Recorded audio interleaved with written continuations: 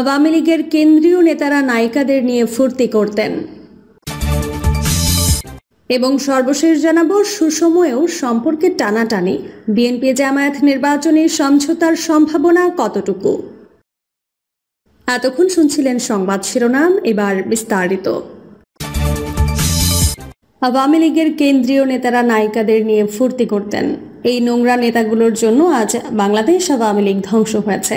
শুধু union level, উপজেলা level বা জেলা পর্যায়ে না, কেন্দ্রীয় নেতাদের পর্যন্ত অনেক নোংরা খবর আসতেছে। কেন্দ্রীয় নেতারা নায়িকাদেরকে নিয়ে ফুর্তি করতেন। এগুলো করে বাংলাদেশের গজব নাজিল করেছে আওয়ামী লীগের ওপর। দল করেছি কিন্তু কখনো ভালো জায়গায় রাখেনি। নেতারা বাঁকা করে তাকিয়েছেন। কেন তাকিয়েছেন সেটাও বুঝি। দেখতে যথেষ্ট সুন্দরী ছিলাম, বিস্তৃত আর না। কোন নেতা কোন দৃষ্টিতে তাকিয়েছেন সেটা জানি। যে মেয়ের শরীরে ওনারা হাত দিতে পারতেন তাকেই ভালো পদে দিতেন। ক্ষোভ প্রকাশ করে এসব কথা বলেছেন ব্রাহ্মণবাড়িয়া যুব মহিলা লীগের সহ সভাপতি উম্মে হানি সেতু। সম্প্রতি সেতুর একটি ভয়েস রেকর্ড সোশ্যাল মিডিয়ায় ছড়িয়ে পড়েছে। এ নিয়ে চলছে ব্যাপক আলোচনা সমালোচনা। উম্মে হানি সেতু ব্রাহ্মণবাড়িয়া যুব মহিলা লীগের সহ সভাপতি ছিলেন, রাজনীতিতে সক্রিয় ছিলেন।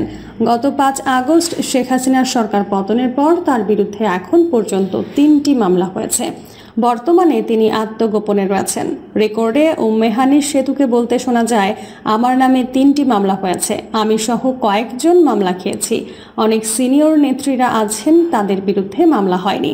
আমি মামলা খেয়ে অনেক কষ্ট করতেছি, ওনারা ভালো থাকুক। মামলা খেলে ওনাদের কষ্ট হওয়ার কথা ছিল না। ওনাদের ঘরে কোনো বাচ্চা নেই। আমার 16 মাসের একটি ছোট বাচ্চা আছে। ওই বাচ্চাটাকে ফেলে ঢাকা ও চট্টগ্রামে পড়ে আছি। একটা মানুষ আমার বাসায় খবর নেয় না, আমার ছোট 3টা বাচ্চা কি খায়, বাচ্চাগুলো কি করে, বাড়িতে বাজার আছে কিনা, তা ফোন দিয়ে কেউ খবর নেয়নি। তাতেও দুঃখ নেই। তিনি আরও বলেন, ব্রাহ্মণবাড়িয়া জেলার মধ্যেও আমাদের অনেক নেতাদের সান্নিধ্যে অনেকেই ছিল, যারা ছিল তাদের কোনো সমস্যা হয়নি। আমরা যারা অবাধ্য ছিলাম ওনাদের কথা শুনিনি, আজকে আমরাই মামলা খেয়েছি। দল ক্ষমতায় আসলে সুসময়ের পাখিরা আবার সুবিধা পাবেন। যারা কোলে বসতে পারেন তাদেরই ভালো জায়গা থাকে। আওয়ামী লীগের একাধিক নেতা জানিয়েছেন, হোয়াটসঅ্যাপে ব্রাহ্মণবাড়িয়া জেলা আওয়ামী লীগের কয়েকটি গ্রুপ রয়েছে।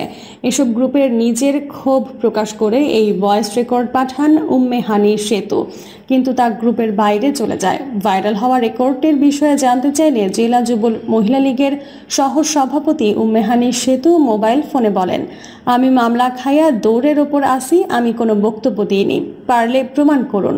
আওয়ামী লীগের নেতারা বলেছেন এটি আপনি গ্রুপে দিয়েছেন। এমন প্রশ্ন করলে তিনি বলেন, যখন বদমায়েশি করে তখন মনে থাকে না, এখন আমারে নিয়ে নাচতে আইছে। সুসময়েও সম্পর্কে টানাটানি, বিএনপি জামায়াত নির্বাচনী সমঝোতার সম্ভাবনা কতটুকু। একসময় বাংলাদেশে বিএনপি জামায়াত বলতে মুদ্রার এপিঠ ওপিঠ ভাবা হতো। বহু বছর তারা একত্রে জোট বেঁধে নির্বাচন করেছে। তবে আওয়ামী লীগ সরকারের 3য় মেয়াদের 4র্থ বছর 2022 সাল থেকে তাদের মধ্যে টানাপোড়েন শুরু হয়। ওই বছরের ডিসেম্বরে জামায়াতের সঙ্গে জোটগত সম্পর্ক ছিন্ন করে বিএনপি। এরপর থেকে দুই দলের কেন্দ্রীয় নেতাদের একে অপরকে এড়িয়ে চলতে দেখা গেছে। সভা সমাবেশে একে অপরের সমালোচনা করতেও দ্বিধা করেননি তারা। গত 5 আগস্ট আওয়ামী লীগ সরকারের পতনের পর ধারণা করা হচ্ছিল দুই দল পুনরায় জোটবদ্ধ হবে, একসঙ্গে নির্বাচনের পথে হাঁটবে। কিন্তু বাস্তবতা বলছে ভিন্ন কথা। নানা ইস্যুতে দুই দলের মধ্যে মতবিরোধ দেখা যাচ্ছে। বিএনপি সূত্রে জানা গেছে, 2022 সালের ডিসেম্বর মাসে 20 দলীয় জোট ভেঙে দেওয়া হলেও জোটের শরিকরা বিএনপির সঙ্গে যুগপৎ আন্দোলনে অংশ নেয়। আন্দোলনের শুরুতে জামায়াত যুগপৎভাবে একটি কর্মসূচি পালন করতে গিয়ে আইন শৃঙ্খলা বাহিনীর সঙ্গে সংঘর্ষে জড়িয়ে পড়ে। বিষয়টি ভালোভাবে নিতে পারেনি বিএনপি। এরপর যুগপৎ আন্দোলন থেকে অনেক দিন বিরত ছিল জামায়াত। কেউ যদি বিকৃত করে বক্তব্য প্রচার করে তাদের কি বলার আছে। বিএনপির সঙ্গে আমাদের অত্যন্ত ভালো সম্পর্ক রয়েছে, যদিও গত 4 বছর ধরে জোটের কার্যক্রম নেই। তবে সম্পর্ক ও যোগাযোগে ঘাটতি নেই। জামায়াতের আমির ডক্টর শফিকুর রহমান গত বছরের 28 অক্টোবর ঢাকায় মহাসমাবেশের ডাক দেয় বিএনপি ও যুগপৎ আন্দোলনের সঙ্গীরা। একই দিন ঢাকায় জামায়াতও সমাবেশের ঘোষণা দেয়। শুরুতে আইন শৃঙ্খলা বাহিনী জামায়াতকে সমাবেশের অনুমতি না দিলেও শেষ পর্যন্ত তারা মতিঝিল এলাকায় নিরাপদে বসবাস করে।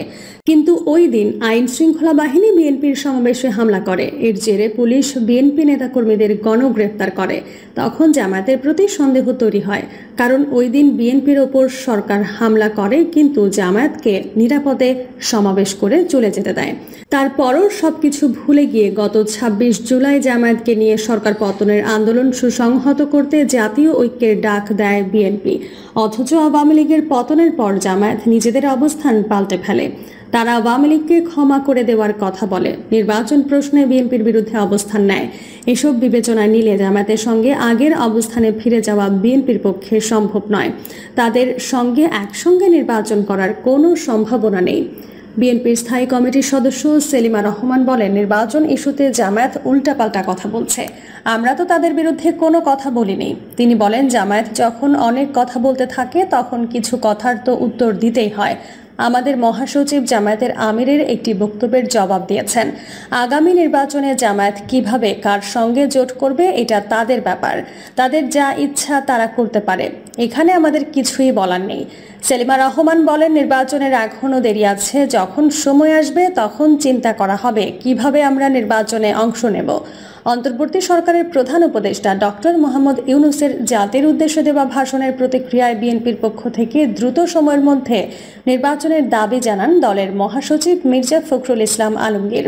মহাসচিবের এই বক্তব্যের পরিপ্রেক্ষিতে ফেনীতে এক অনুষ্ঠানে জামায়াতের আমির শফিকুর রহমান বলেন, এখনও শত শত মানুষ হাসপাতালের বিছানায় কাতরাচ্ছে, রক্তের দাগ মোছেনি, বন্যায় দেশ আক্রান্ত। একই সময়ে কেউ নির্বাচন জিকির তুললে জাতি তা গ্রহণ করবে না।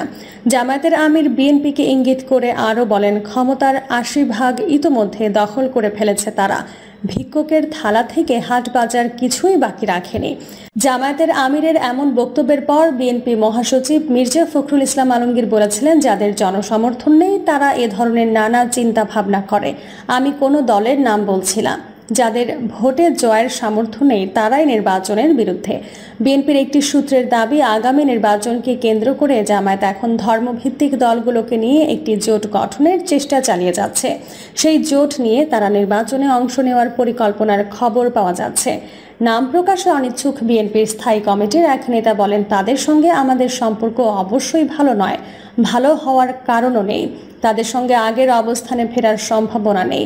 স্বৈরাচারী আওয়ামী লীগ সরকারের পতন ঘটেছে। ছাত্র জনতার গণ অভ্যুত্থান পরবর্তী যে সরকার এখন দেশ পরিচালনা করছে তাদের তো সময় দিতে হবে। সুতরাং নির্বাচনের সেই ক্ষণ আসুক, সিদ্ধান্ত নেওয়ার যথেষ্ট সময় আছে। আমরা আপাতত নির্বাচন নয়, রাষ্ট্র সংস্কার ও জনগণের সেবায় কাজ করছি। কেন দীর্ঘদিনের সঙ্গী জামায়াতের সঙ্গে সম্পর্ক আগের অবস্থানে নেওয়া সম্ভব নয় তার ব্যাখ্যা দিয়ে স্থায়ী কমিটির ওই নেতা বলেন, 5 আগস্টের পর তাদের চেহারা পাল্টে গেছে। এটা এখন বিএনপির শীর্ষ পর্যায়ের নেতারাও বুঝে গেছেন। দলের শীর্ষ নেতাও এক বক্তব্যে বলেছেন, কোনো রাজনৈতিক দল পার্শ্ববর্তী দেশের ফাঁদে পা দিয়েছে। বিএনপির এই নেতা আরও বলেন, আমাদের দলের মহাসচিব যখন অন্তর্বর্তী সরকারকে নির্বাচনের রোড ম্যাপ ঘোষণার আহ্বান জানিয়েছিলেন তখন জামায়াতের আমির সেই বক্তব্যের প্রসঙ্গ টেনে বিএনপির দিকে আঙুল তুলে বলেছেন, 80% তো দখল করে ফেলেছে, বাকি 20% দখল করলেও হয়। নির্বাচনের দরকার কি, যা আমাদের শীর্ষ 3 নেতাদের কেউ ভালোভাবে গ্রহণ করেননি। তাই দলের মহাসচিব জামায়াতকে পাল্টা জবাব দিয়েছেন। জামায়াতে ইসলামের নেতাদের দাবি, বিএনপির সঙ্গে তাদের সম্পর্ক ভালো আছে। শুধু বিএনপি নয়, যুগপৎ আন্দোলনের অন্যান্য বিরোধী দলগুলোর সঙ্গেও তাদের সম্পর্ক ভালো। জামায়াতের আমিরের বক্তব্য ভুলভাবে ব্যাখ্যা করা হয়েছে বলে দাবি তাদের। তাছাড়া জামায়াতকে নিয়ে কে কি বলছে, কার কি প্রতিক্রিয়া, সেসব নিয়ে চিন্তিত নয় দলটি। জামায়াতে ইসলামের সেক্রেটারি জেনারেল ও সাবেক সংসদ সদস্য অধ্যাপক মিয়া গোলাম পরওয়ার ঢাকা পোস্টকে বলেন, বিএনপির সঙ্গে আমাদের সম্পর্ক ভালো। শুধু বিএনপি নয়, যারা যুগপৎ আন্দোলনের সঙ্গে ছিলেন তাদের সঙ্গেও আমাদের যোগাযোগ ও সৌহার্দ্যপূর্ণ সম্পর্ক রয়েছে। জামায়াতের আমিরের বক্তব্যের পর বিএনপি মহাসচিবের প্রতিক্রিয়া প্রসঙ্গে পরওয়ার বলেন, আমিরের বক্তব্যের ভুল ব্যাখ্যা প্রচার করা হয়েছে। সেটার পরিপ্রেক্ষিতে অনেকে গণমাধ্যমে বক্তব্য বা ব্যাখ্যা দিচ্ছেন, যেটা ভুল। ব্যাখ্যায় তারা যেটা টেনে আনছেন সেটার সঙ্গে জামায়াত বা আমিরের বক্তব্যের কোনো সম্পর্ক নেই। নির্বাচন ইস্যুতে জামায়াত উল্টাপাল্টা কথা বলছে, আমরা তো তাদের বিরুদ্ধে কোনো কথা বলিনি। জামায়াত যখন অনেক কথা বলতে থাকে তখন কিছু কথার তো উত্তর দিতেই হয়। সে হিসেবে আমাদের মহাসচিব জামায়াতের আমিরের একটি বক্তব্যের জবাব দিয়েছেন। আগামী নির্বাচনে জামায়াত কিভাবে কার সঙ্গে জোট করবে এটা তাদের ব্যাপার, তাদের যা ইচ্ছা তারা করতে পারে, এখানে আমাদের কিছু বলার নেই। প্রিয় দর্শক, এই ছিল এখনকার সর্বশেষ সংবাদ।